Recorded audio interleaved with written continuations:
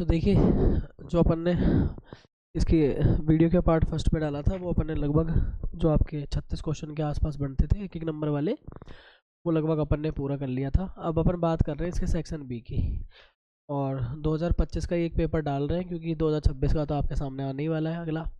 तो बेसिकली अपन इसके अंदर ये देख लेंगे कि लगभग इस तरह से टर्न करते हैं क्वेश्चंस, बस इसी मोटिव से देख रहे हैं इसको। बाकी का सिलेबस जो आपने पढ़ा है सफिशिएंट है, उसमें से आपको लगभग चीज़ें मिल जाएंगी। एक नया ये करना है आपको कि आप जो एनसीईआरटी की लाइन है उनको इग्नोर मत करना, एनसीईआरटी की लाइनें पढ़ के जाना, कुछ थ्योरेटिकल घूमेगा तो उन्हीं के अंदर से वो बदलाव कर सकते हैं। बाकी देखिए, मैं इसमें बातें कर रहा था आपके सामने एक विलोपन की विधि वाला ये सवाल दे रखा है, जैसे कि सपोज दैट विलोपन की विधि में, तो विलोपन की विधि में करना क्या होता है, सीधा कुछ नहीं है, 3x प्लस 5y बराबर 7 इस तरह से पूछा गया है। सभी समूह हल निकालने हैं।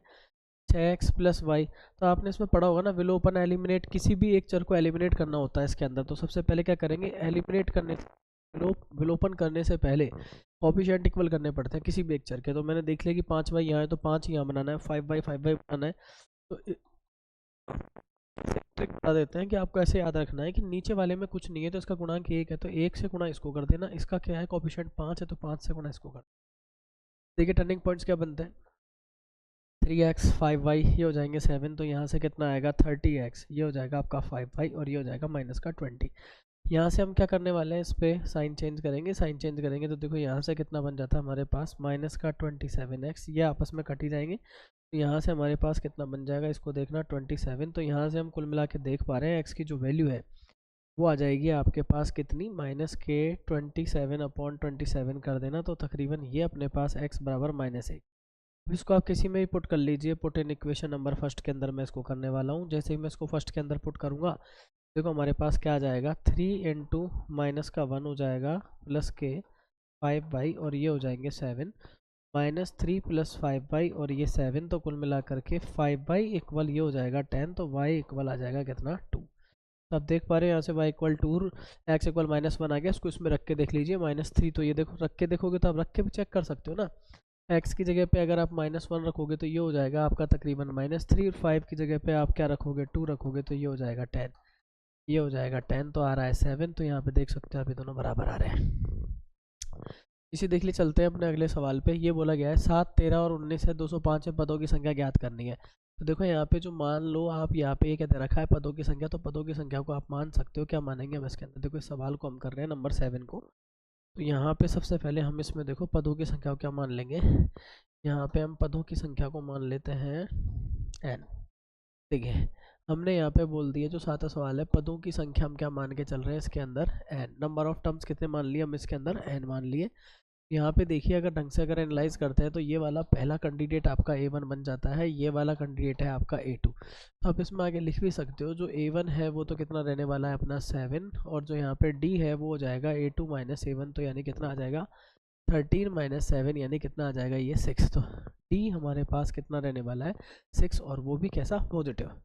देख लीजिए अब यहाँ पे ये लास्ट वाली टर्म है, इसको हम बोलते हैं an, यानी लास्ट वाली टर्म को an बोल देते हैं। इसमें पदों की संख्या बोली गई है, तो हम बोल सकते हैं इसके अंदर ये जो an आ रहा है वो हमारा कितना आ रहा है, an आ रहा है ये है अपना 205। an का फॉर्मूला क्या होता है, an का फॉर्मूला होता है a plus n minus 1d। तो डेटा उसको आप ऐसे रख सकते हो, यहाँ पे ये 205 है। तो देख लीजिए आप ज़रा यहाँ पे कितना कर लेंगे, इसके a1 a ही होता है, तो ये हो जाएगा कितना है आपका 7, ये हो जाएगा n-1, और d की जगह कर देना 6। 205 में से 7 को लेस करना है, यानी 205 में से ये जाएगा तो कितना आ रहा है वो देख लेंगे। ये आ रहा है अपने पास 198। तो यहाँ से n-1 निकालेंगे तो 6 का डिवाइड लगाएंगे, 6 का डिवाइड लगाएंगे तो 33 टाइम, तो n-1, तो यहाँ से n बराबर 33 प्लस 1, तो n बराबर कितना आ जाएगा 34। तो कुल मिला के यहाँ से अपने पास कितना आ जाता है 34, इसका आंसर अपने पास परफेक्टली बन जाता है। अब चलते हैं अपने अगले सवाल पे, इसके अंदर क्या बोला गया है देखिए आप ज़रा ध्यान से समझिए। डी पैरेलल बी सी है, तो इसका सवाल के आंसर को अपन यहाँ पे भी कर सकते हैं, देखना आप ध्यान से थोड़ा। नंबर 8 का तो आप ऐसे लिख के आओगे कि किस में दे रखा है, in triangle A B C के अंदर क्या दे रखा है, डी ही है वो पैरेलल है किसके, बी सी के। और जब डी पैरेलल बी सी है तो बाय थेल्स, थेल्स की थ्योरम के अकॉर्डिंग क्या होती है, साइड्स होती है आपस में कैसी होती है, सेम रेशो। तो ए डी डी बी का वही रेशो आएगा जो ए ई किसका आएगा, सी का आएगा। ज़रा देखिए, इसकी जगह अपन करेंगे x प्लस, और यहाँ पे कर देंगे 6, और यहाँ पे आने वाला है 4। आप चाहे तो उसको कट कर सकते हो, 3/2/4 से कट कर लो आप, 1/2 सीधा लिख सकते हैं। देखिए जब अपन इसको 1/2 कर देंगे तो देखो हमारे पास क्या आ जाता है, यहाँ पे ये वाला अपने पास बन जाएगा क्रॉस मल्टीप्लिकेशन, ये बन जाएगा अपने पास 2x प्लस 2, तो ये हो जाएगा 6। तो यहाँ से 2x प्लस 4 बराबर 6, 2x बराबर 6 माइनस यानी 2, तो x इक्वल कितना आ जाता है, आता है। अब x इक्वल 1 आ जाता है, उसको रख के देख लेना, 3/6 1/2 रेशियो आ रहा है, तो आपका आंसर सही है। तो x इक्वल करेक्ट होगा, x इक्वल, ये आंसर हमारा परफेक्ट है। अब देख लीजिए, इस तरह से अपन ने जो ये थेल्स की थ्योरम से रिलेटेड एक सवाल आया था, ये भी ठीक ही क्वेश्चन था अपने पास। ठीक, इसके अंदर अपने पास चीज़ें बन रही हैं, x इक्वल पर आराम से इसका आंसर आ रहा है। और भी चीज़ें आप देख सकते हो, चेक करके तो आपको सीधा आइडिया लग ही गया होगा। इसके अंदर अगर 1 रखते हैं तो अपन आ रहा है जो दूसरा है। अब यहाँ पे एक क्वेश्चन दे रखा है जिसके अंदर बोला गया है कि बिंदुओं के लिए, देखो ये जो क्वेश्चन दे रखा है इसके अंदर अपन नंबर 9 पे चल रहे हैं, 9 पे चल रहे हैं। तो देखिए यहाँ पे मैं आपको बता देता हूँ कि इसके अंदर क्या चीज़ें रहने वाली है। देखिए क्वेश्चन नंबर 9 का जब अपन सोल्यूशन, तो यहाँ पे देखो इसने क्या बोला है, 2 पॉइंट्स बोले गए हैं, या ऐसे बोल दिया मैंने, एक को तो 5 3 है, वाले को मैंने कितना बोल दिया है इसमें, -3 और -, ये पहली वाली कहलाती है x1 और y1, दूसरी वाली बन जाती है x2 और y2। इस तरह से हमारे पास ये रेशियो, ये सॉरी कोऑर्डिनेट्स चल रहे हैं। तो क्या बोल रहा है, इनको ज्वाइन करने वाले कोई भी लाइन सेगमेंट के अंदर एक पॉइंट P है जो कि ऑन द एक्स एक्सिस है, और ऑन द एक्स एक्सिस है ना, let P divides A B in m1 ratio m2। आप ऐसे पढ़ के जाओगे कि P पॉइंट है वो ए बी को m1 रेशो m2 पे डिवाइड कर रहा है, और यहाँ पे P कैसा है, P ऑन एक्स एक्सिस। अगर ये कोई एक्स एक्सिस पे है तो उसके कोऑर्डिनेट आपको पता होना चाहिए, x और g के। में भी सेम क्वेश्चन है बट इसके अंदर इसी तरह से दिया गया है, तो आप याद रखना m1 रेशो। यहाँ पे मैं सिंपल सा केसेस के अंदर एक कर सकता हूँ कि अगर इसको डिवाइड कर रहा है तो आप ये दिमाग लगाओ, सिर्फ के रेशो 1 भी बोल देते हैं। तो यहाँ पे आप देखो ये x कोऑर्डिनेट है, ये y कोऑर्डिनेट, तो मुझे y कोऑर्डिनेट से बड़ा आसान है इसका रेशो निकालना, तो आप बोल सकते y कोऑर्डिनेट नहीं, इसको में से y कोऑर्डिनेट के p कैसे लिख के आएंगे हम, m1 y2 plus m2 y1 upon m1 plus m2। जरा यहाँ से देखिए p कोऑर्डिनेट कितना आ रहा है इसका y वाला, तो ये आ रहा है 0, और m1 की जगह पे आप चाहो तो रख सकते हो, या चाहो तो मैंने यहाँ पे k रख लिया। y2 के स्थान पे क्या रखेंगे अपन, y2 वाली प्लेस पे देखो बैठा है, माइनस बैठा है, तो ये रिप्लाई होगा। फिर m2 वाली प्लेस पे कौन है, वाली प्लेस पे 1, साथ में कौन है m1 x2 sorry m1 y2 कर लिया, और m2 y1 करना है। y1 कितना है अपने पास, 3 है, तो 3 ऐसे ही रहने देना k plus 1। By the way आप इसको मल्टीप्लिकेशन करो, ये भाई साहब हो जाते हैं आपके, ये बन जाएगा -k 2k 3, तो यहाँ से आ जाएगा ये 2k 3, तो k इक्वल कितना आ जाएगा, 3/2। कितना आ जाएगा, 3/2। तो आप देख सकते हो k का वैल्यू आपके पास 3/2 आया, पर आपसे जो पूछा गया है वो क्या पूछा गया, अब आपसे पूछा गया रेशो, कि भाई जो रेशो था वो तो क्या था, m1 रेशो m2 था, जिसको आपने k रेशो बनाया, k आया 3/2, ये हो जाएगा 3 रेशो, ये हो जाएगा 3 रेशो, तो उसका एलसीएम लेके दोनों से मल्टीप्लाई कर देते हैं, आपको आंसर सुटेबल तरीके से मिल जाता है। अब देख लीजिए ज़रा, हमारे पास 3:2 के अलावा जो क्वेश्चन नंबर 10 दिया है, इसके अंदर हमें वैल्यूज़ निकालनी है और आपको देखना होगा कि कौन सी चीज़ें किस तरह से गिवन है। तो मैं आपको बता देता हूँ, जैसे कि अपन इसका सोल्यूशन नंबर 10 कर रहे हैं, तो सोल्यूशन नंबर 10 में सबसे पहले तो आपको ये पता होना चाहिए कि cot 45 कितने डिग्री का होता है। cot 45 का वैल्यू 1/, हो गया, और यहाँ पे ऐसे दे रखा है sec 60, तो sec 60 कितना होता है, देखो cos 60 कितना होता है वो देखो 1/2, तो ये हो जाएगा 2/1, तो होता है। और यहाँ पे भी ऐसे लिख के आना पड़ेगा आपको, sin 60 की वैल्यू है √3/2, तो ये सारे। अब इसको जब आप यूज़ करोगे तो देखो कैसे कर सकते हो, यहाँ पे आप लिखोगे 4 है, cot 40 तो देखो सॉल्व करेंगे तो cot 45 पे होल स्क्वायर कर देंगे, तो यहाँ पे 1 पे होल स्क्वायर ऐसा हो जाएगा। sec 60 इस पे भी करोगे तो आप कितना आएगा, 2 पे, यहाँ पे दे रखा है कितना 3/2 पे होल स्क्वायर, तो जरा इसको सॉल्व करना, कितना आ रहा है, यहाँ से आ रहा है 4, यहाँ से आ रहा है 4, प्लस में कितना आ रहा है, ये हो रहा है 3, और नीचे आ रहा है बाई 4, तो काटने पीटने आंसर मिल रहा है लगभग वो क्या मिल रहा है, तकरीबन 3/4।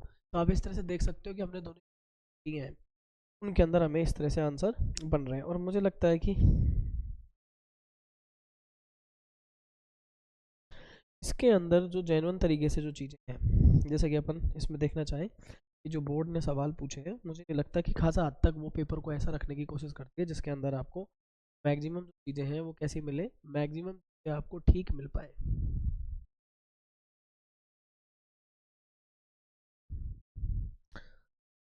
अच्छे सवाल देती है, ऐसा नहीं है कि कोई ऐसा टाइट बॉदरेशन वाला सवाल दे कि बच्चे परेशान हो। हाँ, थोड़े बहुत अलग तो मिलेंगे, थोड़े बहुत आपको बुक डिफरेंट भी मिलेंगे। जैसे कि ये देखो, थोड़ा सा घुमा दिया, बुक वाला क्वेश्चन था नवा और उसमें ही थोड़ा सा चेंज कर दिया, आधा क्वेश्चन पूछा गया है, तो ये काम कर सकते हैं, तो कोई अपने से ऐसा विशेष फ़र्क पड़ने वाला नहीं है। देख लीजिए यहाँ पे अपन ने तकरीबन 10 सवाल तक का काम इसके अंदर कर लिया है। अब देखते हैं next। ये देखो, बोला है 12 मीटर लंबी एक सीढ़ी ऊर्ध्वाधर दीवार के शिखर तक पहुंचती है यदि यह सीढ़ी दीवार के साथ 60 डिग्री का कोण बनाती है। नोटिस करने वाली बात है, दीवार के साथ कितने डिग्री का कोण सीढ़ी बना रही है दीवार के साथ, बात खत्म। दीवार की ऊंचाई, a 12 meter long ladder touches the top of a vertical wall if this ladder makes angle of 60 degree। तो इस पे आप थोड़ा सा फोकस करने की कोशिश करना। यहाँ पे सबसे पहली बात तो लेडर वाला सीन आपको अच्छे से क्लियर होना चाहिए। बता दूँ, लेडर वाले सीन के अंदर ये सीन जैसे कि मैंने क्रिएट कर लिया, इसके अंदर मैं कर रहा हूँ यहाँ पे, तो आपका है सोल्यूशन नंबर 11। थोड़ा सा ध्यान देना, लेडर वाला ये सीन दे रखा है आपको, और आप इसके अंदर अगर जब सोल्यूशन बता दूँ, ये जो लेडर है ना, अब ये मान के चलिए ये दे रखा है आपको कितने का है, 12, क्या बोला था ये, 12 मीटर लंबी सीढ़ी, तो ये सीढ़ी है। एक तरह से आप इसको बोल सकते हो ये क्या है, अपने पास सीढ़ी है 12 मीटर, ये हो गई। तो अपन बोल सकते हैं ये ए पॉइंट है, ये बी पॉइंट है, ये सी पॉइंट है। अब मैं बता दूं, जब भी सीढ़ी दीवार के किनारे टिकी होती है तो ये वाली जो होगी दीवार की होगी, और दीवार की हाइट को आप ऐड कर लेना। तो यहाँ पे आप बोल सकते हो let the height of the wall, let the height of the wall, let the height of the wall. तो हाइट ऑफ द वॉल यानी दीवार की जो ऊंचाई है उसको आप एच मीटर नोट कर लेना। उसके बाद देखो क्या कह रहा है, ये लेडर हो गई 12 मीटर की, तो हम यहाँ पे कह सकते हैं कि हमारा ए बी आ रहा है वो कितना आ रहा है, 12 मीटर आ रहा है, और ये जो आया है वो हमारे पास कितना है, सॉरी ए बी नहीं, ये हमारा जो ए सी है वो 12 मीटर है, और जो ए बी आ रहा है वो हमारे पास एच मीटर आ रहा है, आ रहा है एच मीटर आ रहा है। तो देख लीजिए ज़रा यहाँ पे, तो अपन इसको अगर सॉल्व करेंगे तो देखो से क्या कर सकते हैं, इसके अंदर इसने जो बोला है वहाँ पे एंगल लगाओ सबसे पहले। तो मैं बता दूँ इसने क्या बोला है कि ये दीवार है, वॉल है, और ये इसका लैडर का हिस्सा है, दोनों के बीच में कितने डिग्री का एंगल बन रहा है, 60 डिग्री का, तो ये लगा देना।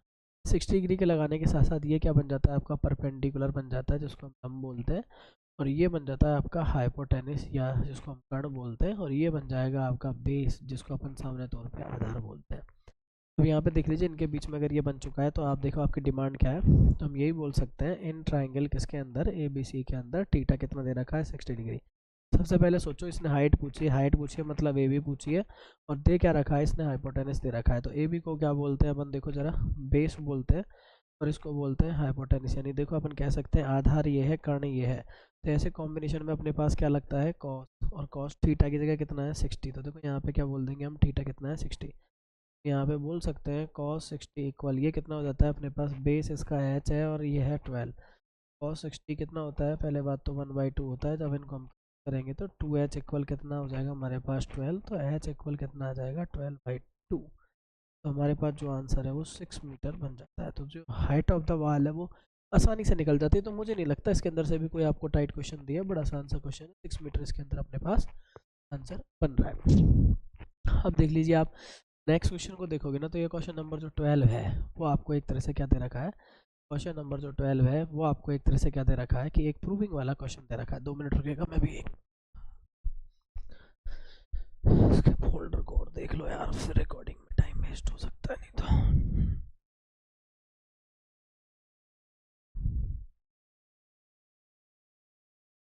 ये लो।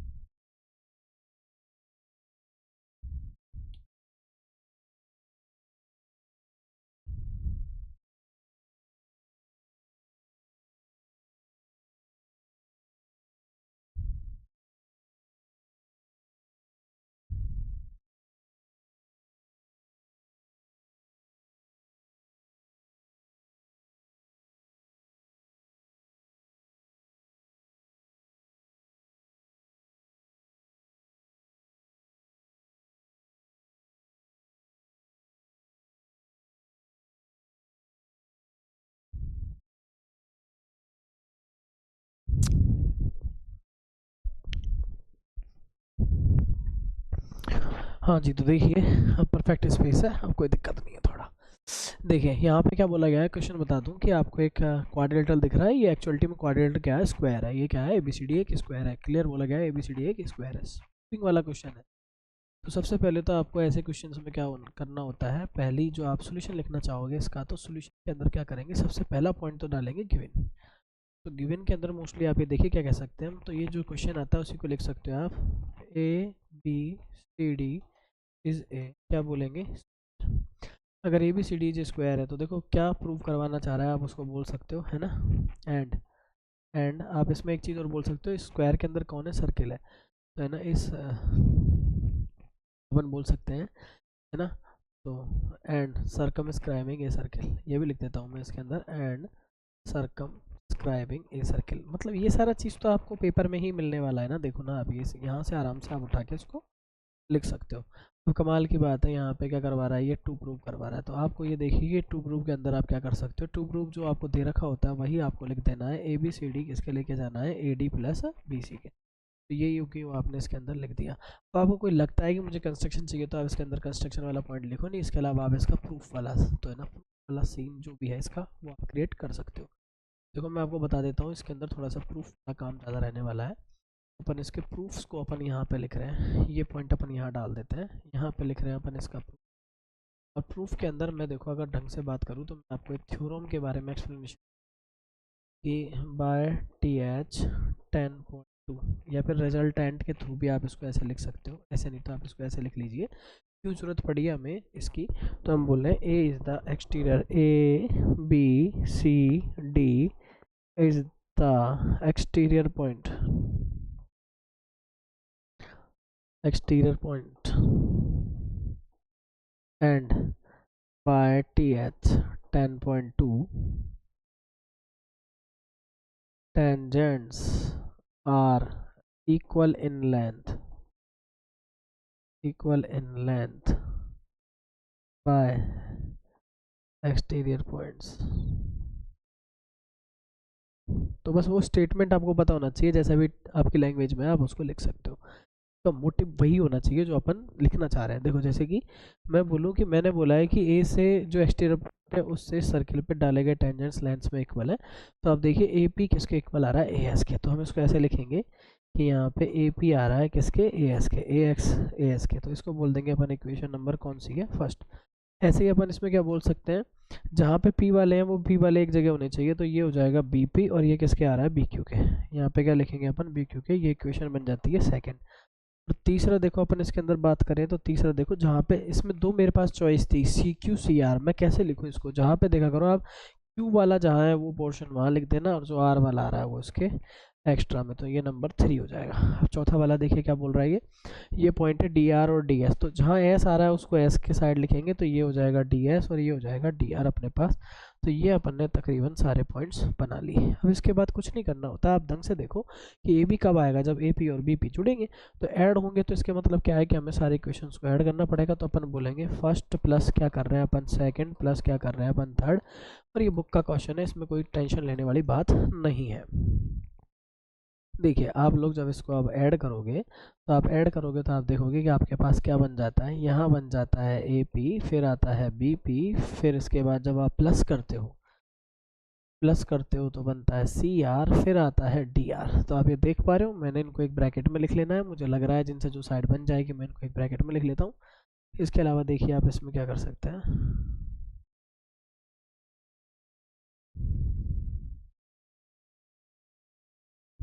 देखिए इसके अलावा आप इसके अंदर क्या कर सकते हो, यहाँ पे देखिए ये क्या बन रहा है अगला, हाँ इस साइड वाले पोर्शन को ऐड करते हैं। तो मैंने ए एस के पास में किसको कर लिया है, डी एस को, और उसके बाद मैंने बी क्यू के पास में किसको करा है, सी क्यू को।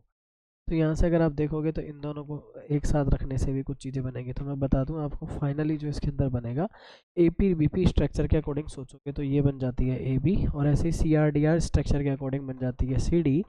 और इसके बाद जो ए एस डी एस दे रखी है तो स्ट्रक्चर के अकॉर्डिंग क्या बन जाती है, ए डी। और यहाँ पे जो ये बी क्यू सी क्यू दे रखी है स्ट्रक्चर के अकॉर्डिंग क्या बन जाती है, बी सी। अब इसको अगर आपके पास पेपर में वक्त है तो आप इसको और भी अच्छे से आप एक्सप्लेन करके आ सकते हो, लगभग कम से कम इतना तो आपको रखना ही होगा।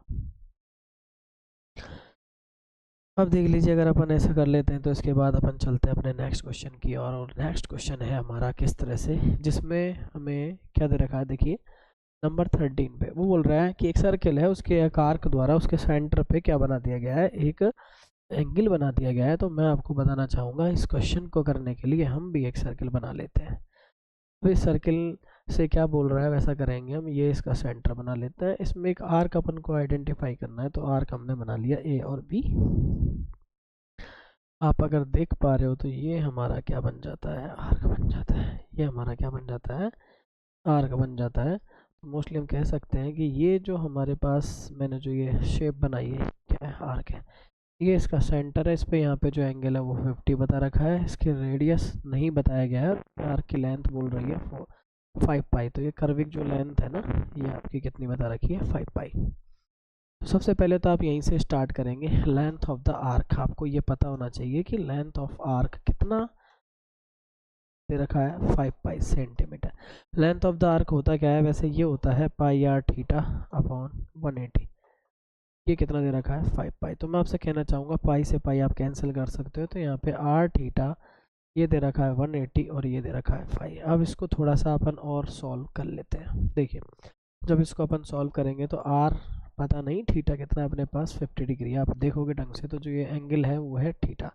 तो थीटा हो गया अपने पास 50 और ये दे रखा है 180। अब यहाँ से थोड़ा सा आपको कैंसिलेशन करना है, 0 से 0, 5 से 5, तो आर कितना आ जाएगा, 18 सेंटीमीटर। अब देखो उसने आपसे कितना आसान पूछा है कि उसने यहीं पे रख दिया। अब इसमें भी आगे कुछ पूछता कि भाई इसका एरिया वेरिया बताओ तो थोड़ा आपको लेंथी हो जाता।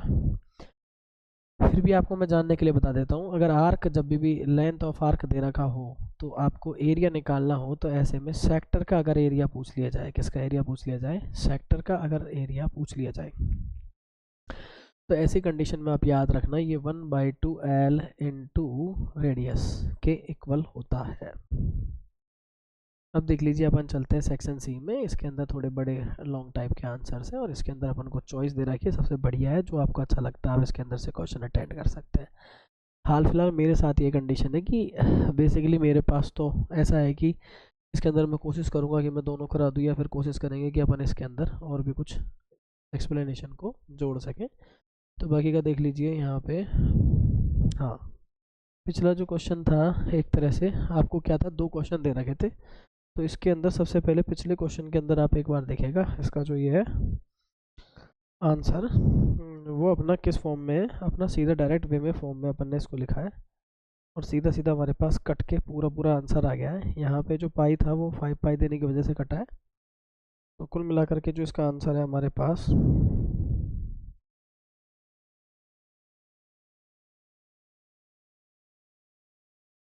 वो 10th के अकॉर्डिंग तो हमें क्या आना चाहिए, 5। बाकी का जो क्वेश्चन अगर 11th बेस अगर चेक करते तो इसका आंसर एक और आ सकता था। फिलहाल के लिए हमारे पास यहाँ पे 18 जो इसका आंसर है सेंटीमीटर बन जाता है। आप इसका 18 सेंटीमीटर आंसर रखेंगे। बाकी का देखिए हमें जो अगले सेक्शन में दे रखे हैं वो क्वेश्चन कौन कौन से दे रखे हैं। इसके अंदर समांतर श्रेणी, इसने बोला है कि प्रथम 15 पदों का। अब मेरी बात सुन लीजिएगा, क्वेश्चनों को करने के कई ढंग होते हैं। अगर आप चाहो तो इसके लेंथ और इसके बजट के अकॉर्डिंग इसको आप हैंडल कर सकते हो। बाकी के ठीक ठाक क्वेश्चन है। मुझे लग रहा है इसमें से 14 वाला क्वेश्चन आपको ज़्यादा फायदेमंद रहने वाला है। क्या बोला है कि कोई एपी है और एपी के कितने टर्म्स बोले हैं, 15 टर्म्स का है ना। तो sum of 15 terms of an AP, ये जो दे रखा है इसको आप कैसे कर सकते हो, S15 के बारे में ऐसे निकाला जा सकता है। फिर देखो इसकी nth टर्म क्या दे रखी है, इसमें nth टर्म दे रखी है आपको कि an है वो है 3 + 2n के, ये फॉर्मेशन। तो आप पहले तो ये दिमाग लगाइए आप किस फॉर्मूले से चाह रहे हो। अगर आपको फर्स्ट और लास्ट टर्म पता हो तो आपको मज़ा आ जाए। अब फर्स्ट टर्म क्या होती है तो मैं बता दूं, इसके अंदर कुछ नहीं करेंगे, n = 1 रखेंगे तो यहाँ से फर्स्ट टर्म निकल जाएगी 3 + 2 × 1, तो ये हो जाएगा तकरीबन 5। तो इसको बोल देंगे अपन a है।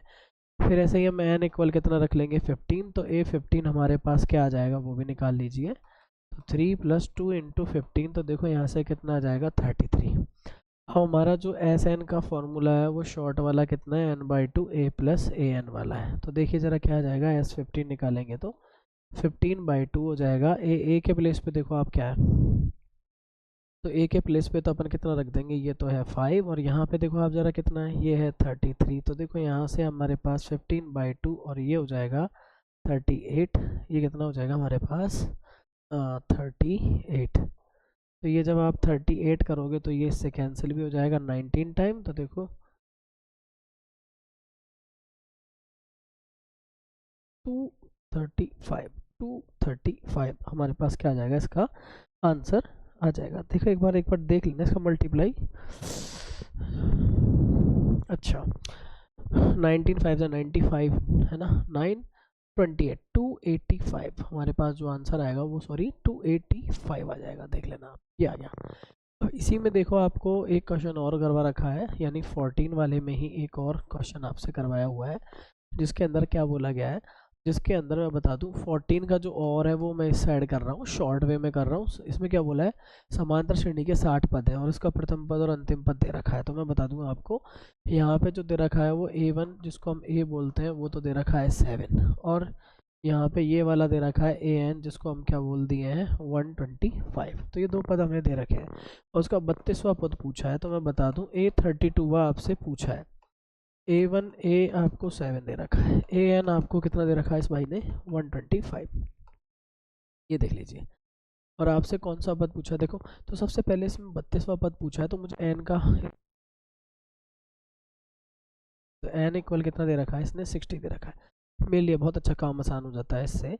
तो सबसे पहले तो हम इसमें क्या बोल सकते हैं कि यहाँ मुझे 32वां जो पद है वो निकालना है। तो मुझे सबसे पहले ये सोचनी पड़ेगी इसके अंदर कि जो ये अंतिम पद है यानी A60 इसने दिया है, ये जो दिया है वो एक तरह से क्या दिया है A60 दिया है। अगर आप ढंग से देखोगे तो A60 है ये, है ना। अब यहाँ पे देख लीजिए इसने 32वां पद हमसे पूछा है, तो 32वें पद के लिए सबसे पहले तो हम इनके क्वेरीज को देखो किस तरह से करेंगे। प्रथम पद हमें कितना दे रखा है, A दे रखा है हमें, वो दे रखा है 7। तो हम सबसे पहले AN का फॉर्मूला देखो, इसके अंदर A + N - 1D लगाएंगे। ये हमें कितना दे रखा है 125 दे रखा है, इसको बोला है 7। N हमें पता है ये कितने हैं 60 - 1 और D हमें पता ही नहीं है। तो देखो ये यहाँ से जाएंगे तो यहाँ कितना हो जाएगा 118 और ये हो जाएगा 59 और ये हो जाएगा D। तो D का वैल्यू जो अपन निकालेंगे वो कितना आ जाएगा 2। अब D हमारे पास 2 आ गया। तो कोई सी भी टर्म होती है उसका फॉर्मूला अपन ने यहाँ लिखा था एन टर्म का। तो बताओ A30 अगर निकालूंगा, सॉरी A32 निकालूंगा तो A + 31D लिखेंगे, नहीं लिखेंगे। ये है 7, 31 इंटू कितना करेंगे 2, तो ये 7 और ये हो जाएगा 62। तो ये हमारे पास जो आंसर आएगा वो कितना आएगा 69। तो देखो बच्चों कितना फ़ायदा, दोनों से क्वेश्चन दिए, दोनों मस्त दिए और मस्त ऐसे दिए कि इजी गोइंग आप इसको चाहो तो आराम से सॉल्व कर सकते हो। अब चलते देखो भैया अपन इसके नेक्स्ट क्वेश्चन के अंदर, जिसके अंदर हमें 4 बराबर भागों में, तो ये भी क्वेश्चन ठीक है, बुक का ही क्वेश्चन है और साथ में ये दूसरा वाला दे रखा है वो भी ठीक क्वेश्चन है। दोनों क्वेश्चन आसान ही है, ऐसा कोई इसमें क्रिटिकलनेस नहीं है। मैं वो बता देता हूँ। अपन चल रहे हैं इसके सबसे पहले जो क्वेश्चन नंबर है, जो यहाँ पे जो सोल्यूशन नंबर हम करने वाले हैं वो सोल्यूशन नंबर किस पे चल रहे हैं अपन, सबसे पहले जो 15 दे रखा है 15 का फर्स्ट है ना, जो ये वाला ये कर रहे हैं हम, और वाला कर। देखो इसमें क्या बोल दिया है, यहाँ पे मैं आपको शॉर्ट बता देता हूँ, एक सवाल में थोड़ा शॉर्ट बता देता हूँ, एक सवाल में थोड़ा लॉन्ग। तो देखो ये A और B है और ये बुक का ही है, तो यहाँ पे दे रखा है ये 40 है और यहाँ पे क्या दे रखा है 0 - 8 है। तो ध्यान से देखिएगा, इसने बोले इसके क्वार्टर 4 बराबर टुकड़े करने हैं, तो हमने बोल दिया 4 सेंटीमीटर का है। एक हो गया C, AC भी एक, ये अपने एक का है, D भी अपने एक का है और E भी अपने, देखो ये टुकड़ा भी आपके एक का हुआ, ये टुकड़ा भी आपका 1, ये भी हुआ 1 और ये भी क्या हुआ 1। तो कुल मिला के आपके चारों टुकड़े एक एक के बन चुके। अब मेरी बात सुनो, इसका मतलब क्या है, D इज़ द क्या है ये मिड पॉइंट, और D is the mid point, then by mid point formula. कौन सा पॉइंट फार्मूला लगाएंगे यहाँ पे, मिड पॉइंट फार्मूला। तो जब आप मिड पॉइंट फार्मूला बनाओगे, देखो हमारे पास D की जो आएगी वैल्यू कैसे निकालते हैं, x1 प्लस क्या है फार्मूला इसका, देखो x1 + x2/2 and y1 + y2/2। ये मिड पॉइंट फार्मूला है। तो मैं एक बार इसको लगा देता हूँ और थोड़ा डायरेक्ट कर लेते हैं। देखो ये 4 + 0/2 हो जाएगा और यहाँ पे 0 - 8/2 हो जाएगा। तो जो हमारे पास D आएगा वो आएगा कितना 2 और -4। तो यहाँ से अगर मैं देखता हूँ तो D की जो वैल्यू है वो मेरे पास आ जाती है 2 - 4। तो एक जो कोऑर्डिनेट है अपन ने वो वर्टेक्स इसका निकाल लिया। इसी तरह से अगर हम बातें करें तो देखो जब D के कोऑर्डिनेट हमारे पास आ जाते हैं 2 और -4, हम बोल सकते हैं c is the mid point of किसका हो जाएगा, c is the mid point of किसका हो जाएगा, ए डी का। अब अगर ए डी का ये मिड पॉइंट हो जाएगा तो कैसे निकालेंगे सी, तो देखो यहाँ पे क्या आ जाएगा, इसको अपन करेंगे 4 + 2/2, ऐसे ही इसमें से यहाँ से करेंगे तो 0 - के 4/2, तो यहाँ से अगर अपन देखते हैं तो सी की जो वैल्यू है कितनी आती है 6/2, और यहाँ से आ जाएगा -के 4/2, तो यहाँ से आ जाएगा 3 और यहाँ आ जाएगा -2, तो देख लो अब एक पॉइंट अपने पास ये आने वाला है। आई थिंक ये बुक के से क्वेश्चन है, डिफरेंशियल जाना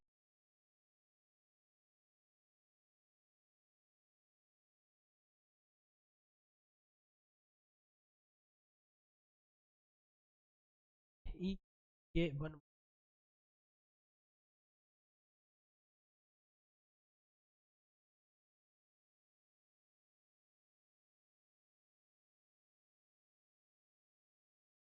सारे जब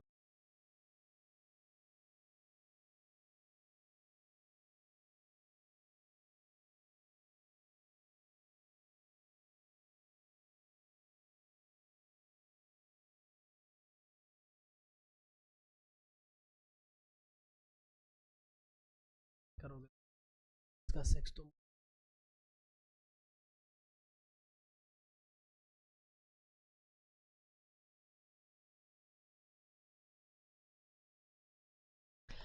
नहीं, यहाँ पे क्या है, अरे आप लोगों को तो एग्जाम में एक ही करना है, तो ध्यान रख लेना,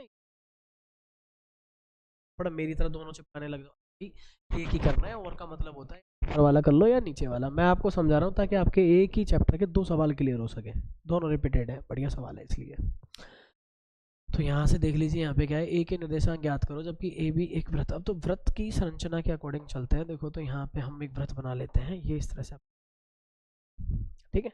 अब इसके अंदर इसने क्या बोला है कि एक डायमीटर के बारे में बातें कर रहा है, व्यास के बारे में बातें कर रहा है, तो हमने यहाँ पे ऐसा ये व्यास किया है। अब व्यास बना लिया तो देखिए जरा, यहाँ पे ये हमारा सेंटर हो जाता है, जिसको हमने ये बोला है, एक कॉर्नर ए बोल दिया, दूसरा कॉर्नर बी बोल दिया। अब ये भी एक वृत्त का व्यास है जिसका केंद्र है 2 में, ये लिख दिया मैंने 2 के पास जो आया है ये -3, इसका क्या है, केंद्र है। फिर उसके साथ में क्या बोला है, एक निर्देशांक है इसका जो 1 और 4 दे रखा है, दूसरा ये ऐसे खाली है, तो इसको तो बोलेंगे हम x1, क्या हो जाएगा अपने पास x, अभी ये ऐसे हो जाएगा, देख लीजिए। तो यहाँ पे मैं कह सकता हूँ कि भाई जो तेरा ये AO है और BO है, ये दोनों है तो रेडियस, तो इनका अगर रेशो निकालता हूँ उसके हिसाब से, जैसे हम बोलते हैं M1/M2, देखो R/R हो जाएगा, और ये काटेंगे तो वही 1/1 हो गया, तो हम कह सकते हैं ना ये भी कैसा है 1/, यानी मिड पॉइंट है, बोल सकते हैं O इज द, क्या बोलेंगे, मिड पॉइंट ऑफ किसका, AB का।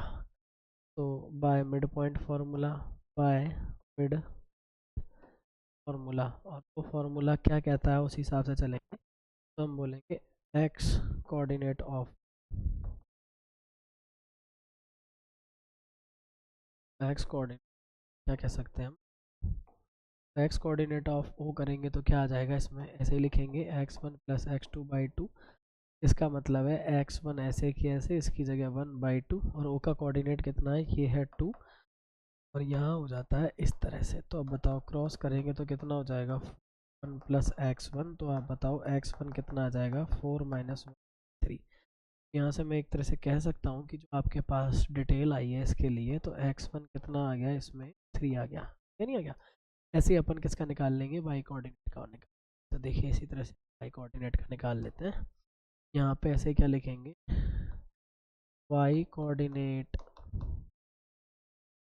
ऑफ ओ, ये भी क्या हो जाएगा y1 + y2/2, तो यहाँ पे देखिए y1 + y2/2, तो यहाँ y1 तो एज इट है, और y2 के स्थान पे क्या दे रखा है, इसने दे रखा है y2, और यहाँ पे जो कोऑर्डिनेट है इसका ये -3, क्रॉस कर लेना इनको, तो -6y1 + 4, y1 = -6 - y1 की जो वैल्यू है -10 आ गई। अगर मेरे से कोई कह दे कि कोऑर्डिनेट क्या होंगे, तो 3 और मैं इसका आंसर कह दूंगा। तो ये भी एक बुक का ही सवाल था, अच्छा सवाल था, देख लो आप, मैंने दोनों कर दिए हैं, आपको पेपर में कोई एक करना है। मैं बार बार कह रहा हूँ आपको पेपर में कोई एक करना है, दो मत कर देना बेटा, लफड़ा हो जाएगा तगड़ा वाला। ठीक है, अब देख लीजिए ज़रा यहाँ पे। तो मैं आपको बता दूं, इसमें भी मुझे लगता है मुझे इसमें 16 करना चाहिए, क्योंकि ये थ्योरम है, आप लोगों ने सबने पढ़ी होगी। क्या बोला गया? बाह्य बिंदु से वृत्त पर खींची गई स्पर्श रेखाओं की लंबाइयाँ बराबर होती है। ये वाला तो आपको सबने कराया होगा, मैं ये वाला और करा देता हूँ आपको, क्योंकि आपको थोड़ा सा इसमें अनकंफर्टनेस फील हो सकती है। देख लीजिए, ये जो है ना, जो बना रहा हूँ मैं, थ्योरम का पार्ट है, सिर्फ इतना बना रहा हूँ। आई थिंक मेरे हिसाब से आप लोगों को सबको ये पता होगा। ये आपका वो एक्सटीरियर पॉइंट पी हो गया, जहाँ से हमने दो टेंजेंट इसके अंदर बना लेने हैं। देख लीजिए आप, दो टेंजेंट हमने इसके अंदर बनानी है। एक टेंजेंट,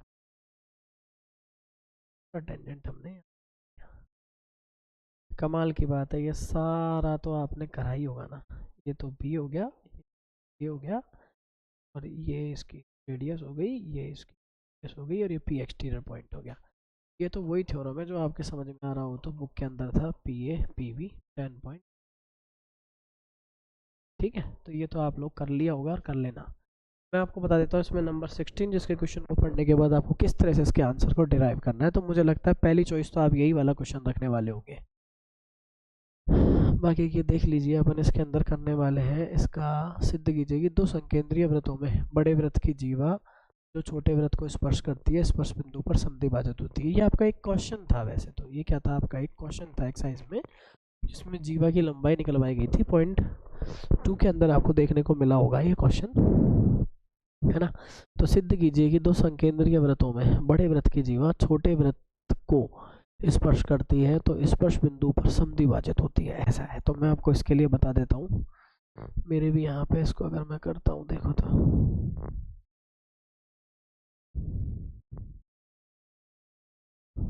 मजबूरन इस क्वेश्चन को अपन को इस क्वेश्चन को मुझे यहाँ करना होगा। देखिएगा, ये 16 है, इसमें सबसे पहले करेंगे अपन, दिया है या गिवन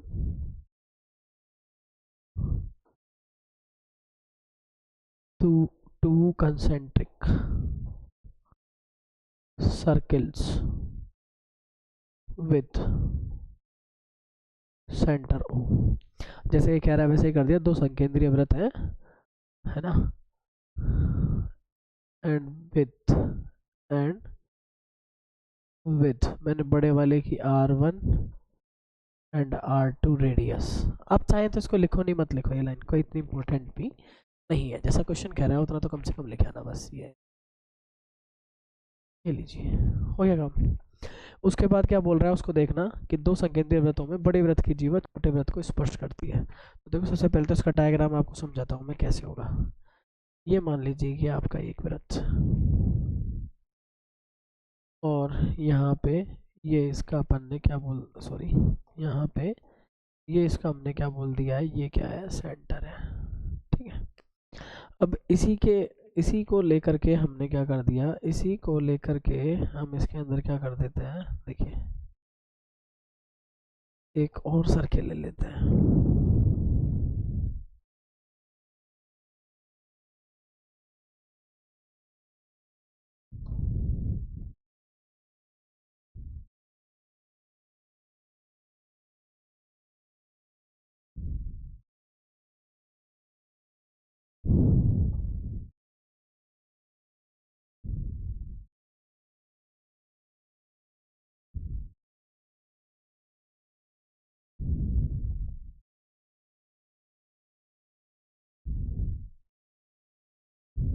मान लीजिए तकरीबन अपन ने एक ऐसा सर्किल बना लिया, आपको याद आ रहा होगा थोड़ा थोड़ा कि इसके अंदर जैसे कह रहा था ये, उसी तरह से हमने इसके अंदर टास्क किया है, ये कंसेंट्रिक हो जाते हैं।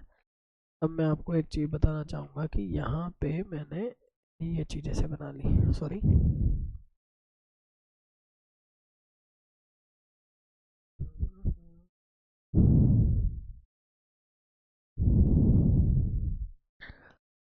हाँ, मैं आपको यहाँ पे बताना चाहूँगा, ये मैंने इसके अंदर एक कॉर्ड बना ली, जिसको अगर आप ध्यान से देखोगे तो आप समझ पाओगे, जो ये ए बी बनाई है वो बड़े वाले की क्या है, कॉर्ड है। पर ये क्या करती है, हमारे छोटे वाले उस्ताद को क्या कर देती है, टच कर देती है इस पॉइंट पे, जिसको हम सेंटर से इसको ज्वाइन कर लेते हैं, तो एक तरह से कह सकता हूँ कि जो ये ए बी है,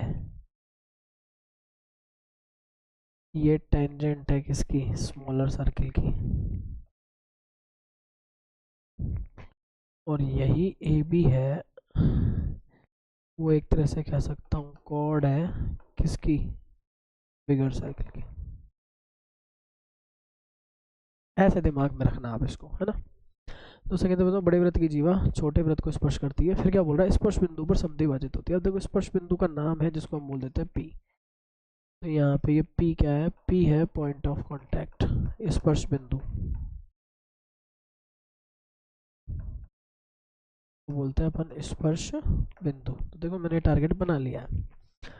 अभी आप देख लीजिए, मैं आपको बता देता हूँ, यहाँ से यहाँ तक का सीन, अगर आप ये वाला सीन देखोगे तो इसको तो हम बोलते हैं क्या है, ये ओ है ना, ये तो ओ हो जाता है। और यहाँ से यहाँ तक का सीन ओ पी, तो मैं आपको बता देता हूँ, आप अगर चाहते हो तो इनके अंदर रेडियस बोल सकते हो, स्मॉलर की आप चाहो तो इसके अंदर स्मॉल आर बोल दीजिए, और कैपिटल वाले की आप चाहो तो इसके अंदर जो रेडियस है, बिगर सर्किल की जो रेडियस है, इसको आप कैपिटल आर बोल सकते हो, तो ये बोल देते हैं अपन, ये आर हो गई और ये स्मॉलर आर हो गई, समझ गए आप। अब यहाँ पे जो टू प्रूव करना है या सिद्ध करना है वो क्या है, इसके अंदर जो आपको सिद्ध करना है वो क्या बोल रहा है कि स्पर्श बिंदु पर समद्विभाजित होती है बड़े वृत्त की जीवा। तो हम बोल सकते हैं कि जो ए पी वाला पोर्शन है वो पी वी के बराबर हो जाए तो अपना काम सिद्ध हो जाता है। अब देखिए मैं आपको बता दूं, हम सबसे पहले इसके अंदर क्या करने वाले हैं, हम इसके अंदर बोलेंगे, हाँ जब सॉल्यूशन करेंगे तो हम बोलेंगे ओ पी क्या है रेडियस, एंड हम यहाँ बोलेंगे ए बी क्या है टेंजेंट, ए बी क्या है टेंजेंट। तो यहाँ पे लगाएंगे हम by 10.1 T H radius perpendicular on tangent. इसका मतलब क्या हो गया, ओ पी परपेंडिकुलर है किस पर, ए बी पर, यानी आर परपेंडिकुलर है किस पर, ए बी पर। अगर आर परपेंडिकुलर इसके अंदर ए बी पर है,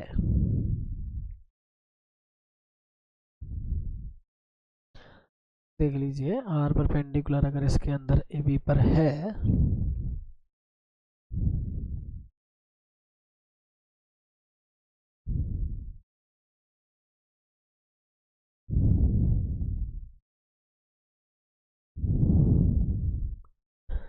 ये सीन हमारे पास बन जाता है। तो हम यहाँ से ये कह सकते हैं कि जो ये एंगल ऑफ पी है वो कितने डिग्री का होगा, 90 का होगा। एंगल ऑफ पी कितने डिग्री का होगा हमारे पास, 90 का, क्योंकि ये परपेंडिकुलर है इस पर, तो कितने डिग्री बनाएगा ये, 90 डिग्री बनाएगा। और आप इसके बाद इसमें ज़्यादा कुछ मेहनत करने की ज़रूरत नहीं है, एक स्टेटमेंट है थ्योरम का, वो आप इसके अंदर लिख सकते हो। आपका हो तो मैं इसको यहाँ लिख देता हूँ। तो अपन इसके अंदर क्या लिख सकते हैं, देखो एक चीज़ लिख सकते हैं, परपेंडिकुलर ऑन, इसके बाद देखिए ये लिख देंगे perpendicular on, perpendicular on chord, बड़े सर्किल के लिए देख रहे हैं, bisect the chord, bisect the, है ना। तो बाई टी एच, ये भी एक टी एच थी आपकी चलती थी, तो इसके अकॉर्डिंग हम कह सकते हैं कि परपेंडिकुलर, तो ओ पी परपेंडिकुलर है किस पर, ए बी पर। सो अपन कह सकते हैं कि ए बी कॉर्ड है किसकी, बड़े सर्किल की। हम बोल सकते हैं ए पी इक्वल किसकी होगी, बी पी की होगी, बाइसेक्ट द कॉर्ड, ये मतलब हो जाता है। तो इसमें आपको ज़्यादा मेहनत करने की ज़रूरत नहीं है, आप इसी को इसका आंसर चिपका सकते थे। थोड़ा सा स्पेस है तो मैंने भी इसको ऐसे ही एडजस्ट किया है भाई लोगों। हाँ देखिए, तो अपना ये काम बन जाता है और अपन ने ये दो क्वेश्चन भी कर लिए। अब इसके बाद जो आने वाले हैं ना वो तो फिर भी ठीक क्वेश्चन है और इसमें आपको दिक्कत भी नहीं आनी। तो ऐसे क्वेश्चंस में आप कहो तो जो आसान है मैं उसको छोड़ देता हूँ, ये तो आप आराम से कर सकते हो। इसका ये कौन सा क्वेश्चन है और वाला ये बता देता हूँ आपको। देखिए जैसे कि यहाँ पे जो ये टेबल दे रखी है, इसी तरह से हम इसके अंदर एक टेबल और ड्रॉ करेंगे, और ये टेबल किस तरह से ड्रॉ करेंगे देखो बता देता हूँ। ये इसका मेन पेज है, देखिए यहाँ पे मैं इसका और वाला कर रहा हूँ, 17 का मैं क्वेश्चन कर रहा हूँ और वाला। अब और वाले में आप ज़रा देखिएगा इसके अंदर,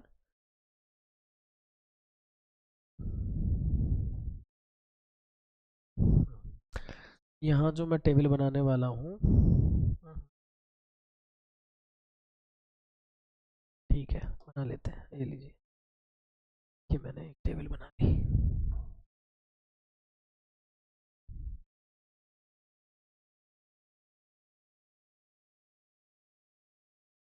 ज़्यादा इसके अंदर काम चली तो सी टेबल इसके अंदर बनानी। ठीक है भाई, ऐसी भी है, अपनी टेबल बन जाती है।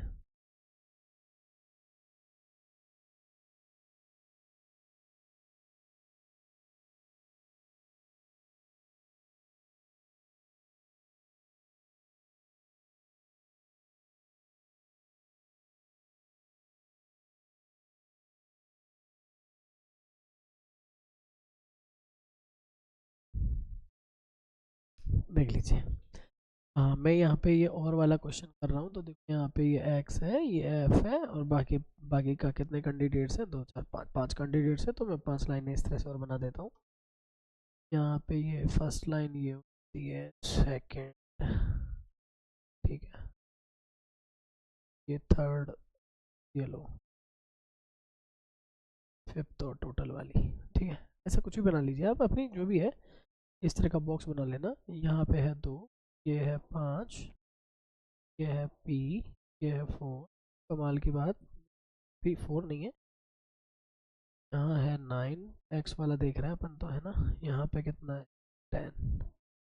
यहाँ पे जो चीज़ें दी हैं वो कैसे दी हैं, 1 है, 5 है, उसके बाद क्या दिया है यहाँ पे, 1 है, 5 है, बाद यहाँ पे 4 है, फिर 7 है, 3 है। तो यहाँ पे अगर अपन सिग्मा एफ देखते हैं तो कितना है, अगर इसके अंदर हम सिग्मा एफ देखते हैं तो ये हमारे पास 7 और 3 10, 5 4 9 1 10, 10 20 हो जाता है। अब यहाँ पे हम सबसे पहले क्या करते हैं, एफ एक्स निकालते हैं। एफ एक्स निकालेंगे तो ये 2 आएगा, ये 25 आएगा, ये क्या आ जाएगा, 4 भी आ जाएगा, ध्यान रखना, और ये आ जाएगा 63, तो यहाँ पे आ जाएगा 30। अब इसका आपको यहाँ पे भी सिग्मा एफ एक्स लिख देना होता है कि कितना आ रहा है। सिग्मा एफ एक्स देखो कितना हो जाएगा, यहाँ पे 25 27 होते हैं, है ना, 27 30 90 100, ये मेरे को आ रहा है 100 प्लस के 4 पे, ध्यान से देखना, 30 60 90 93, यानी 93 95 100 120, तो ये आ रहा है जो हमने लिख लिया। अभी हमको देखो यहाँ पे क्या बोला गया है, इसका जो मीन है ना, तो अगर हम बातें करें तो हमें ये दे रखा है, इसका जो मीन है यानी एक्स बार है, वो होता क्या है, sigma F x upon sigma F होता है। बुक से थोड़ा सा घुमाया है, एक्स बार की जगह तो कितना कर रखा है इसने, 7 दे रखा है, इसकी जगह आ रहा है 120 प्लस 4p, और नीचे कितना आ रहा है 20। जब अपन इसको करते हैं तो कितना आता है यहाँ से 140, और ये हो जाएगा 120 प्लस के 4p, यहाँ से लेस करो तो ये आ जाएगा 20, ये है 4p, तो p की वैल्यू है 20/4, और हमें मिल जाती है 5। तो देखने लायक है क्वेश्चन भी, थोड़ा सा बुक में जिस तरह से बताया जाता है ना उससे थोड़ा सा तो ये अपने आप में चेंज कर देते हैं उसको, तो ये चेंज करा था और मैंने इस क्वेश्चन को टारगेट किया है। मैंने आपका जो आसानी से आप कर लोगे वो क्वेश्चन मैंने टारगेट नहीं किया। और यहाँ पे क्या बोला था इसने, माध्य यानी मीन पूछा था, तो मीन अपन ने, सॉरी मीन गिवन था तो पी का वैल्यू पूछा था, तो मैंने उस हिसाब से इसको किया है। तो यहाँ पे अपने पास ये चीज़ बन जाती है। तो देख लीजिए आप एक बार, जो और वाला है क्वेश्चन, इसके अंदर अपने पास सीधा सिंपल सा आंसर बन रहा है।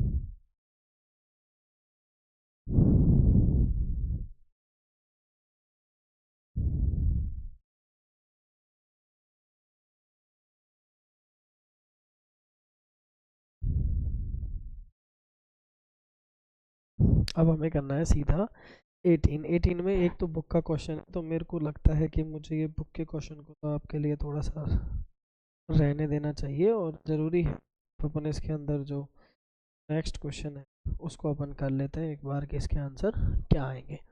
सबसे पहले मैं इसका जो 18 है, 18 का मैन क्वेश्चन कर रहा हूँ, क्योंकि ये वाला जो है ना ये बच्चों को बताने की जरूरत नहीं है, बुक का ही क्वेश्चन टाइट है वो बता रहा हूँ मैं। इसके अंदर से नंबर 18 अपन कर रहे हैं। क्या बोल रहा है, दो संख्याओं के वर्गों का अंतर, to the difference of squares of two numbers is 180। देखो सबसे पहले क्या बोल रहा है, छोटी संख्या का वर्ग बड़ी संख्या के वर्ग से 8 गुना है। तो आप ऐसे लिखा करें, छोटी संख्या का वर्ग क्या है, 8 गुना किसका, बड़ी संख्या का वर्ग। तो सबसे पहले तो डिमांड यही उठ जाती है कि हमें छोटी और बड़ी संख्या माननी पड़ेगी, तो हम यहाँ पे लिखेंगे माना बड़ी संख्या है वो है x, इसे लिख लेना, बिगर नंबर क्या कर दिया x। छोटी संख्या क्या हो जाएगी अपने पास, छोटी संख्या को हमने 2 मिनट के लिए मान लिया y, स्मॉलर क्या हो जाएगी हमारे पास y। फिर क्या बोल रहा है देखो, स्क्वायर ऑफ बिगर, यानी बड़ी संख्या का वर्ग, ये हो गया एक्स स्क्वायर ऑफ स्मॉलर यानी टी संख्या का वर्ग, ये हो जाएगा स्क्वायर। क्या बोल रहा है कि छोटी संख्या का वर्ग यानी वाई स्क्वायर बराबर किसके बोला गया है, 8x के। किसके बोला गया है, 8x के। फिर एक कंडीशन और दी, दोनों संख्याओं के वर्गों का अंतर, यानी फर्स्ट का स्क्वायर माइनस सेकंड का स्क्वायर, दोनों का अंतर 180। तो अपन क्या बोल देंगे, यहाँ पे आएगा एक्स स्क्वायर माइनस के वाई स्क्वायर और ये 180। ये बन जाती है आपकी इक्वेशन नंबर सेकंड। तो देखो स्क्वायर वाली टर्म का आप यहाँ पुट कर लीजिए, तो आप बोलोगे पुट फर्स्ट इन इसमें सेकंड में एक्स स्क्वायर माइनस के 8x और ये भी हो जाएगा माइनस के 180। इसके फैक्टर कर लेना, तो फैक्टर करोगे तो आपको मिलेंगे एक्स स्क्वायर माइनस के 18x प्लस के 10x माइनस का 180 इक्वल 0। यहाँ से इन दोनों के पेयर बना लेना, इन दोनों के पेयर बनाओगे तो x माइनस के 18 प्लस 10 x माइनस के 18 और यह है बराबर में, तो x माइनस के 18 और यहाँ से क्या आ रहा है देखो हमारे पास, जब इसको ले रहे हैं तो x माइनस 18 तो एक साइड और x प्लस 10 एक साइड हो जाता है हमारे पास ऐसे। तो हमारे पास देखो इसके कॉम्बिनेशन क्या आता है कि हम इसके करते हैं, तो x minus 18 equal 0 and x plus 10 equal 0 आ जाता है। तो यहाँ से x इक्वल 18 हो जाता है और x इक्वल यहाँ से माइनस 10 आ जाता है। अब मेरी बात को समझ ध्यान से, अगर मैं यूँ कह दूँ इसके अंदर कि वाई स्क्वायर है ना, वाई स्क्वायर 8 इंटू, अगर मैं 18 रखता हूँ तो वाई स्क्वायर आता है 144 and Y square 8 into minus 10 रखता हूँ तो माइनस 80, जो कि पॉसिबल नहीं है। ये किसी भी कोई भी अगर अपन बोलते हैं ना स्क्वायर देखते हैं किसी भी नंबर का, तो वो कभी भी नेगेटिव नहीं आता। और यहाँ पे कितना आ रहा है हमारे पास माइनस का 80, जो कि पॉसिबल नहीं है। तो हम कह सकते हैं एक तरह से ये तो इग्नोर करेंगे तो हमारे पास जो सही आंसर है वाई स्क्वायर कितना हो जाता है, ये हो जाता है 144। यहाँ से आपको y का वैल्यू निकाल लेना है जो आ जाएगा प्लस माइनस 12। तो आपके पास जो फाइनली रिजल्ट आएगा, फाइनली आप बोल सकते हो x इक्वल 18 तो y इक्वल 12 भी सही है, और दूसरा x इक्वल 18 तो y इक्वल, आप इसमें ये भी लिख के आ सकते हो माइनस 12। दोनों आंसर आपके सही होंगे, दोनों निकाल के आने, नहीं तो नंबर कट सकते हैं। आई थिंक आप समझ पाए होंगे, इस तरह के सवाल भी आते रहते हैं। और ये बुक का सवाल है, इसको मैंने इसलिए मतलब लैप किया है। करंटली जो बुक चल रही है उसके अंदर ये पुरानी प्रीवियस बुक्स में दे रखा है। अभी भी जिन्होंने ओल्ड बुक यूज़ की होंगी तो उनको पता ही होगा कि इसके अंदर ये क्वेश्चन अवेलेबल है। अब देखिए बात करते हैं हमारे ट्रिगो के ऊपर, और ट्रिगो के दोनों क्वेश्चन ही इसके अंदर अपन आराम से कर सकते हैं। तो ट्रिगो का मैं आपको बता देता हूँ। सबसे पहले एक क्वेश्चन अपन यहाँ कर लेते हैं, ये 19।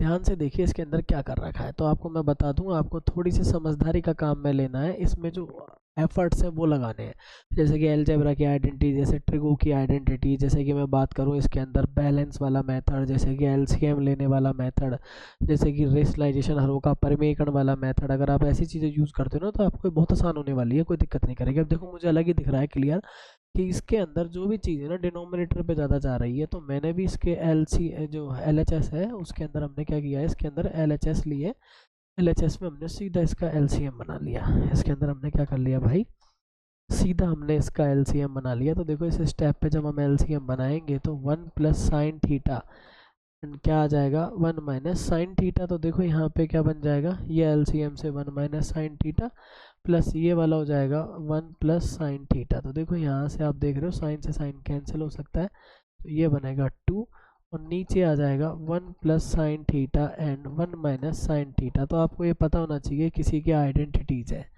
तो ये देखो आइडेंटिटीज़ किसकी है, a plus B and a minus B. जब आप डिराइव करते थे तो a square minus B square था, तो ये चीज़ बन जाएगी 2 into 1 minus sine square theta. फिर पहचानो ये किसी चीज़ की आइडेंटिटी है। तो 1 माइनस साइन स्क्वायर थीटा को बोल देना कॉस स्क्वायर थीटा, तो ये हो जाएगी 2 अपॉन कॉस स्क्वायर थीटा, जिसको अपन ऐसे लिख सकते हैं 1 अपॉन कॉस स्क्वायर थीटा। अब ज़रा पहचानिए कि ये किसकी आइडेंटिटी है। 1 अपॉन कॉस थीटा को क्या बोलते हैं हम, सेक थीटा। फाइनली आप क्या कर सकते हो इसके अंदर, यहाँ पे हम बोल सकते हैं कि 2 इंटू ये हो जाएगा सेक स्क्वायर थीटा, जिसको फाइनली 2 सेक स्क्वायर थीटा बोल सकते हो, और जो ही आपका क्या है रिजल्ट RHS। तो बताइए LHS बराबर RHS आया नहीं आया, और हेंस प्रूव हुआ नहीं हुआ। तो इस तरह से अपना ये सवाल आराम से हो जाता है।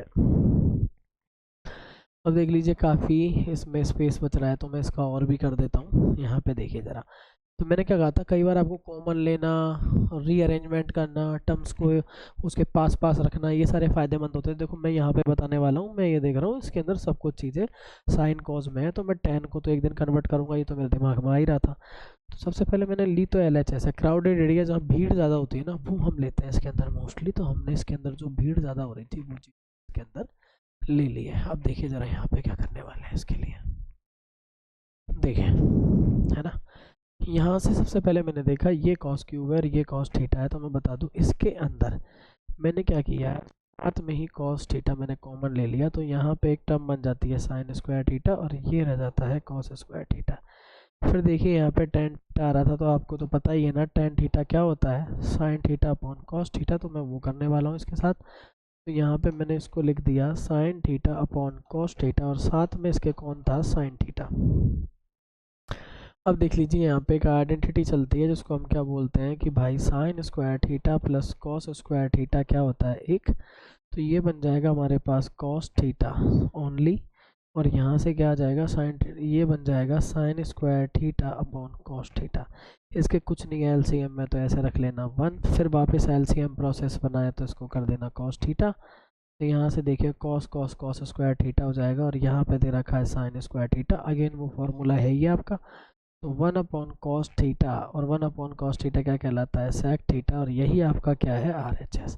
तो LHS बराबर यहाँ से फुलफिल RHS हो जाता है, जिसको हम बोलेंगे हैंस प्रूफ। देखो कितनी अच्छी मेहरबानी थी, ट्रिगो के अंदर से आपको दोनों सेक वाली क्वांटिटी में सेक के ही क्वेश्चन दिए हैं, एक सेक स्क्वायर पे और एक सेक पे। तो ये देखो किस्मत का खेल है, तो कौन सा कॉम्बिनेशन आपके टकरा जाए, है ना। आपको बस थेसिस याद रखने होते हैं, इसमें कुछ नहीं, कुछ एक स्टेप्स हैं। अगर आपको परेशानी फील होती है तो मैं आपको बता सकता हूँ, आपको ये ऐसे सोचना होता है, थिंक अबाउट कैसे सोचेंगे। इसके अंदर हो सकता है आपको रीअरेंज करने से कोई फ़ायदा मिल जाए, पुनः व्यवस्थित करने से। दूसरी बात, इसके अंदर कॉमन लेने से फ़ायदा मिल सकता है। तीसरी बात, इसमें कहीं पे दिखे तो LCM में लेने से फ़ायदा मिल जाएगा। चौथी बात, आपको इसके अंदर आइडेंटिटी जो होती है ना, आइडेंटिटीज़ ये ट्रिगो की हो चाहे अलजेब्रा की हो, अलजेब्रा प्लस ट्रिगो, उनसे फ़ायदा मिल जाएगा, देखा करो। पांचवा, इसमें रेशनलाइज द डिनोमिनेटर, रेशनलाइज करने से फ़ायदा मिल जाता है ना, डिनोमिनेटर का, है ना। इसके अंदर सिक्स्थ केस आप लिख सकते हो कि बैलेंस करने से भी इसमें 90% फ़ायदा रहता है। बैलेंसिंग बाबा, है ना, बैलेंस बाबा को याद रखना, वो भी काम करता है। और भी अगर इसके अंदर अगर आप टास्क देखोगे तो थोड़ी बहुत थिंकिंग ये चलती है ना। चीज़ों को आपस में सेपरेट करने से भी कई बार फ़ायदा मिल जाता है, कुछ चीज़ों को इधर उधर रखने से। तो आप कॉम्बिनेशंस बना सकते हो इसके अंदर, डिफरेंट टाइप ऑफ कॉम्बिनेशंस बना करके भी आप इसके अंदर फ़ायदा ले सकते हो। तो ये चीज़ें आप रख के चलिए दिमाग में, तो बहुत फ़ायदा मिलेगा आपको ऐसे ट्रिगों को सॉल्व करने में। तो देखो ये दोनों क्वेश्चंस के बाद अपन बात करते हैं, एक में आपसे मीडियन पूछा है और एक में आपसे मॉड पूछा है। तो आप चाहें तो इसमें ये दोनों में से कोई भी एक क्वेश्चन कर सकते हो। मैं आपको हल्का हल्का सा दोनों में आइडिया बताता हूँ। देखो मोड वाला क्या कहता है, मोड वाले का सीन बहुत सिंपल है। मोड वाला यूँ कहता है कि उस कॉम्बिनेशन को पकड़ो। देखो ये तो है फ्रीक्वेंसी और ये है क्लास। तो बता दूं सबसे पहली बात, हाईएस्ट फ्रीक्वेंसी ढूंढो। हाईएस्ट फ्रीक्वेंसी इज कितनी है इधर, 15 16 17 12 11, तो 17। करस्पॉन्डिंग क्लास क्या हो जाएगी फिर, करस्पॉन्डिंग क्लास इज, तो इसकी करस्पॉन्डिंग क्लास कौन सी हो जाएगी, 20 से 29 ये हो जाएगी। देख लो आप 20 से 29 देख लिया आपने।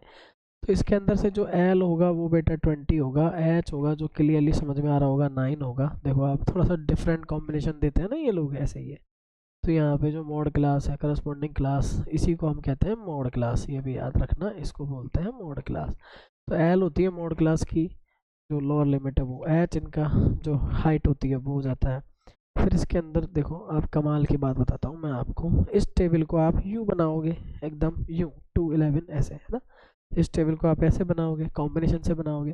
तो मैं आपको बता देता हूँ, जो मॉडल क्लास में जो फ्रिक्वेंसी होती है उसको बोलते हैं नंबर वन फ्रिक्वेंसी, उससे जस्ट पहले वाली को जीरो, और उसके जो बाद में आती है उस फ्रिक्वेंसी को बोला जाता है क्या है, F2। तो देखिए बेटा, यहाँ से जब आप इसके कॉम्बिनेशन में देखते हो तो आपको जो F1 है वो मिलेगी 17, और यहाँ से आपको F0 मिलेगी 16, और F2 मिलेगा 12। तो मिल गया ये सारा। हाँ भाई बोल, आऊँगा ना, टाइम लगेगा बता थोड़ा सा। कितना टाइम से क्या मतलब है यार, अभी तो क्वेश्चन करा रहा हूँ मैं बोर्ड पे लाइव। ठीक है,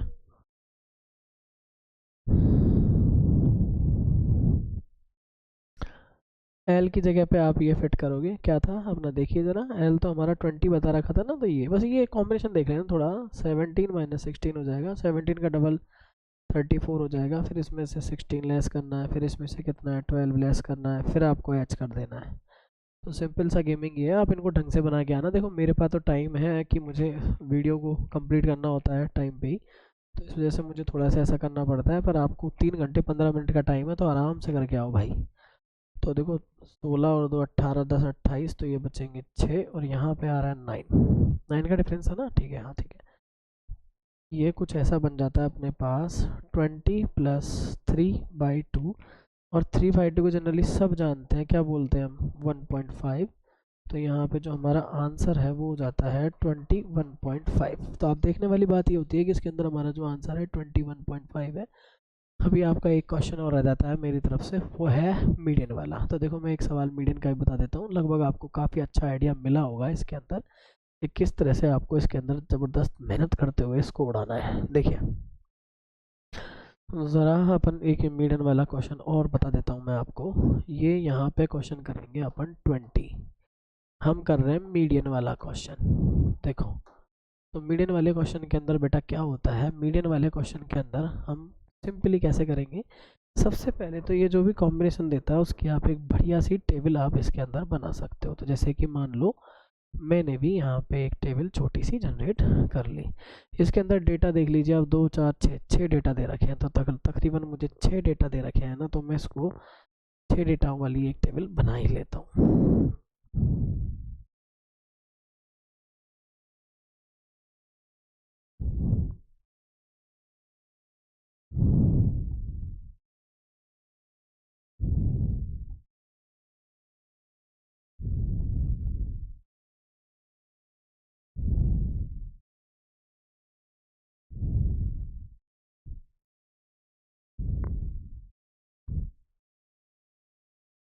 एक तो यहाँ क्लास होती,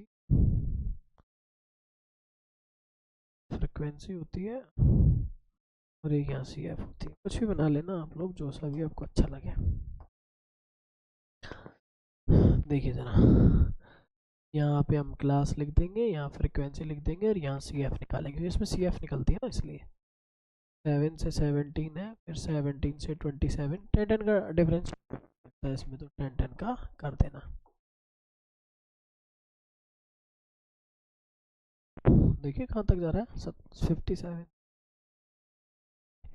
फ्रिक्वेंसी कितनी है, 20 है, फिर 18 है, सॉरी 18 है, फिर 20 है, 22 थी पहले, है ना, फिर ये 12, और फिर 15, और फिर 13। तो सबसे पहला जो कॉलम आता है सिग्मा एफ, इसके टोटल का, तो टोटल देखिए कितना है। तो कैसे टोटल कर सकते हैं हम इसके अंदर, देखिए 13 5 18 28, यानी 28 30 40 60 70 90 98 100। तो मेरे को लग रहा है ये 100 आ रहा है, आप भी देखिए टोटल करिए कितना आ रहा है।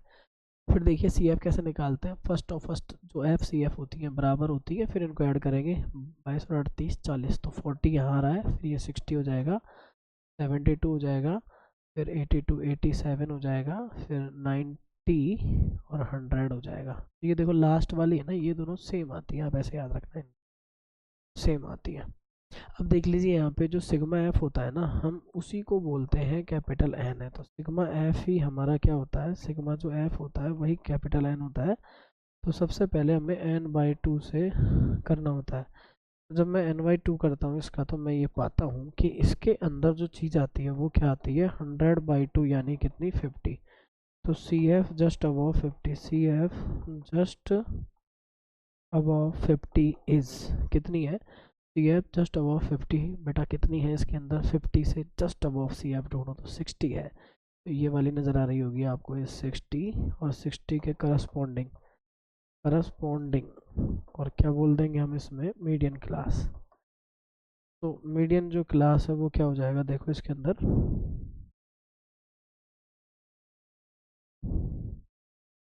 इस तरह से हम मीडियन क्लास वाले कॉलम को ही देखो ऐसा कर लेते हैं अलग, ताकि डिफरेंट दिख सके, ऐसे करा जाता है देखो थोड़ा सा।